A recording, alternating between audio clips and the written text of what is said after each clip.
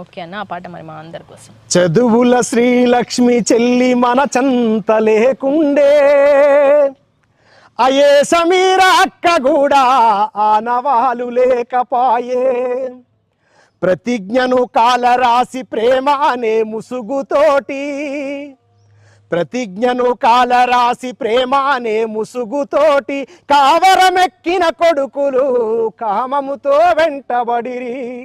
చెక్కని ఆ మొగ్గలను చిదిమేసిరి ఆదిలోనే, చేరి చెరిపి వదిలేసి ప్రాణాన్ని బలిగొనిరి.